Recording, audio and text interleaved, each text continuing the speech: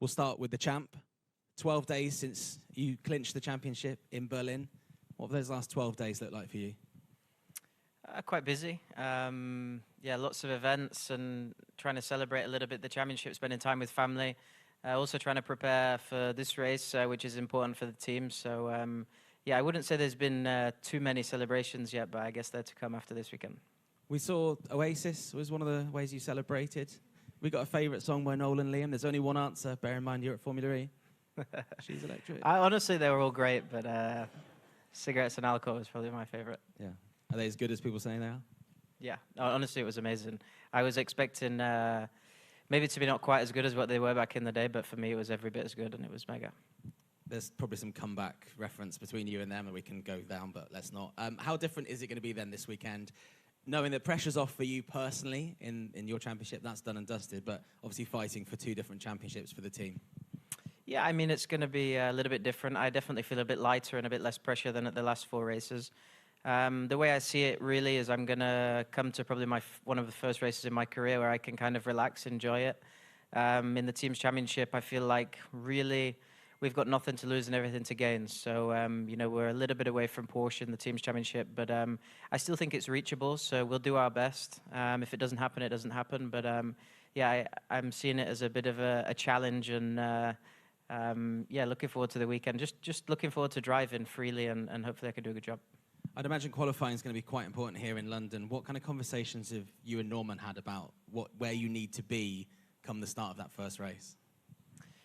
Yeah, I mean, honestly, we think about different permutations when we're in the sim. You can only really plan on Saturday after qualifying for the race. I think for qualifying especially, we'll try and get the car in a good place throughout FP1 and FP2, and then it's down to each individual to extract the most from the car, and hopefully we can both do that in both sessions on Saturday and Sunday. And then we'll see what's available on strategy, but I think, yeah, as you said, the priority is to try and get 2 cars at the front in both races, because overtaking can be difficult here, not impossible. I think I won from 9th with a similar energy target last year, so I don't think it's impossible. And with the new attack mode, probably even easier to move forward. But yeah, we'll see on the weekend. But at first, we just have to try and get the car towards the front. New livery on the car this weekend. Are you a fan of the blue? Yeah. It's okay. Okay, that's fine. I'll leave it at that. I don't want to put you in a tricky spot there. And obviously, you know, this track at London is not coming to an end immediately, but, you know, it's been a track that's thrown up some epic racing before, and next year will probably be the last year that we race here at Excel. Are you a fan of the indoor-outdoor dynamic? And probably pleased to say it's maybe not raining, because that can cause a bit of chaos. Yeah, at least the weather's good. I think the last 5 events we've had torrential rain on at least one of the days. So Sunday looks like it could be around, but not too much. Honestly, I really like the track from a single lap perspective, getting close to the walls, having different tarmacs in and out. I think it's a challenge for the drivers to get the most out of the car, so I really like the track. From a racing perspective, it can be a little bit more difficult to pass, but hopefully with the pit boost and the attack mode being more powerful this year, it can make the races slightly more interesting. But for me, over 1 lap, it's one of the best tracks this season. Okay, well, we look forward to it. Best of luck. Taylor, an outstanding year for you so far. Obviously, your rookie season, multiple podiums, pole positions, a fastest lap, records broken as the youngest driver to do certain things. There's only one thing missing. Is it going to happen this weekend, that race win? Yeah, I'm not well to add aware pressure. Of that. I mean, to do that at home would be amazing. Of course, I'll try to do my best. I'm fighting for second in the Drivers' Championship as well, so it's not that I want to get the win just to win. Of course, I need to get the points as well. So it's definitely aim and the target, but if it's actually possible, we'll see after qualifying. Of course, you mentioned that it's quite difficult to overtake here in the races, so we'll do our best. And like Ollie said, we'll see what's available after quali in terms of strategy. Now, you started your career in Formula E by standing in for Sam Bird last season. You've then become his teammate this season. As that partnership comes to an end this weekend, how has Sam personally helped you both on and off the track? Yeah, I mean, he's been the best teammate I've had so far in my career by a mile. When he took me in as his teammate at the start of this year, he was super helpful, of course, one of the most experienced drivers in Formula E. I thank him for so much and what he's helped me for, not just on the track, but off the track as well. With media was actually one of the things that I struggled with the most, and him just explaining how he deals with it and how he tries to put himself out in front of the camera was one of the biggest helps to me. So I have a lot of thanks to say to him, which I can't get out all right now, but yeah, he's been a great teammate to me this year. And given that, you know, you need points and you can secure second place in the championship, if Sam's in a position where he's ahead of you, you need that place, the team aren't going to be affected by the result, do you think you'd even need to ask Sam to maybe let you through? I don't think I would need to ask him, but if we were first and second, I would definitely not want to take a win away from him, especially if this is to be his last weekend in Formula E, then I would never want to do that. If he's in the lead, of course, he deserves to win the race. If we were in P7 and P8 and it meant the difference, I think I wouldn't even need to ask twice. I think he would do it. And of course, it wouldn't change the team's championship either. So I don't think there'd be any issues there. But of course, I want Sam to do the best that he can as well this weekend for himself. Of course, obviously, not just for Sam, but a very emotional weekend for everyone involved in the team, with McLaren leaving the championship after this weekend. You must want to really go out on a high for everyone involved in the team for the last few years. Yeah, exactly. I mean, the team deserve a good weekend, a good send-off. We're fighting for the manufacturer championship with Nissan, the team's championship third position, myself in the drivers' championship. So there's lots of reasons why we need to go out on a high, but I think the biggest one's definitely to give the team a good send-off as they deserve after the last few years they've had in the championship. And yeah, I mean, the team's amazing. Everyone's such a great personality in the team, and I think they deserve a good result as the last weekend. Okay, best of luck this weekend. Dan, come to you. First question. What's the horse all about? We've all seen it. It's a Cupra thing. I wasn't really aware much until this weekend, and someone told me before I got here that I'd have to be riding a horse around the track. You've ridden a horse before? I have ridden a horse. I'm not a fan, to be honest. 1 horsepower, mate. It's pathetic. What's the horse's name? Levi? Levi. The horse was actually lovely. He's a very beautiful Professional animal. horse, I heard. Yeah. Just stood there for 2 hours, didn't He just chills, yeah. It's quite good. There's no mess on the track. It's good. No mess. Excellent stuff. Not that I was aware of, anyway, yeah. Obviously, a lot has changed for the team since we were here last season. How does it feel to go into a home race, probably definitely for the first time in Formula E, with a chance to actually win the race with a car that can do that for you?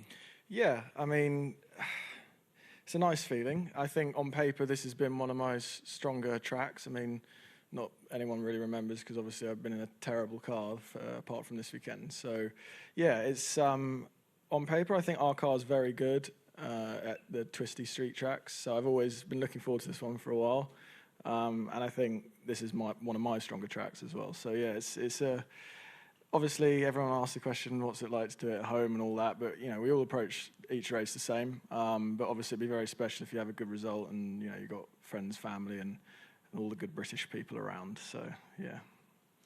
I think the best highlight that we've got from you racing here is you drifting into the pits. I think it was last year. Yeah, well that's. I'll probably do it. Sunday I might do like a drift lap of honour on because I need the tyres. Need to keep the tyres really. Yeah. But I mean, last year it didn't matter because we were going to be last anyway. So I was just like, fuck it, I'll just. I look at do a bit of drifting, and this highlights the maturity. I actually care now, believe it or not. Yeah, we've seen the maturity over the last 12 months. If we were to erase that highlight and maybe put a new highlight in, what kind of highlight would you want from this weekend? I think obviously the Jakarta win was very special. There was some fortune involved in that, like there are a lot in Formula E races.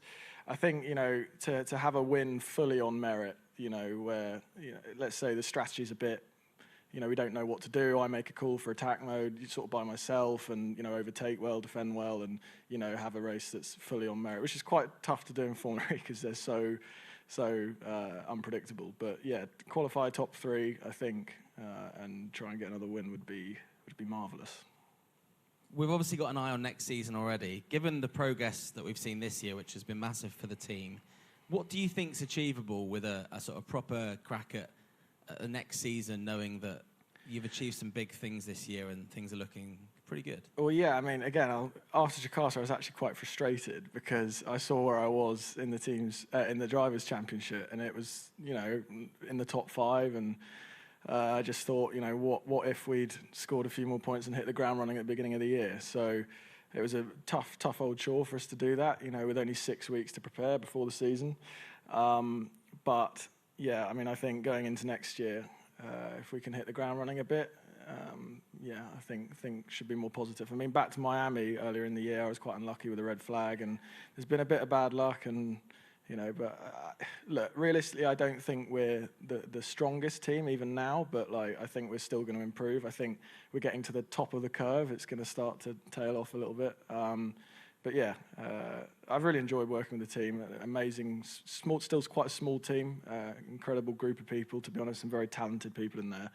And, we've come from, struggling, for many years, and now in a good car, and they've really, really done quite well this year. So, yeah, it's good.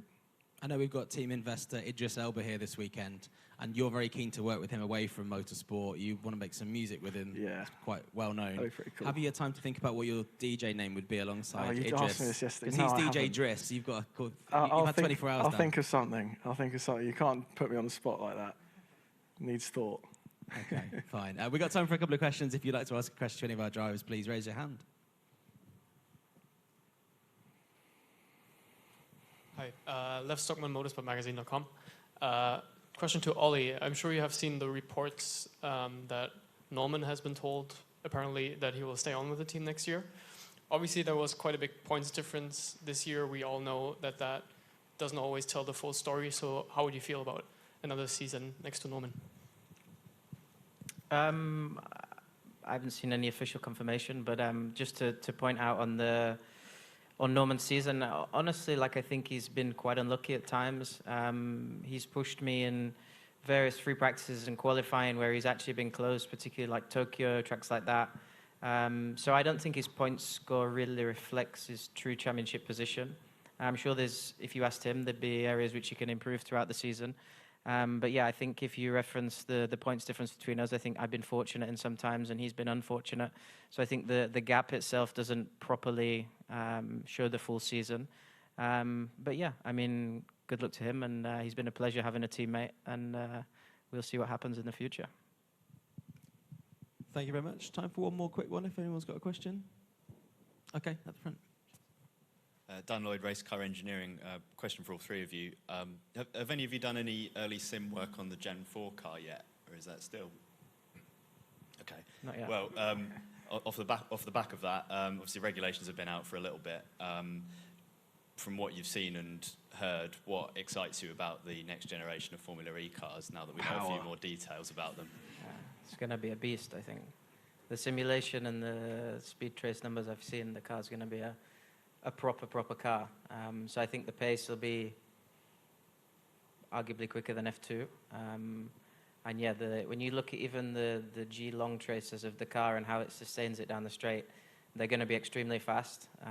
Of course, I think Formula E and the FIA need to think about which tracks we go to and how we manage the power on certain tracks maybe, but I think, yeah, it's going to be a proper racing car, and I think from a Formula E's perspective, it will put us on a map in terms of proper cars. Anything to add? Yeah, agreed. I think I'm not going to say too much about the Gen 3 car, but I'm not the biggest fan. And seeing some of the mock-ups and the car, which I wasn't supposed to see from someone I can't say, but it does look a lot better.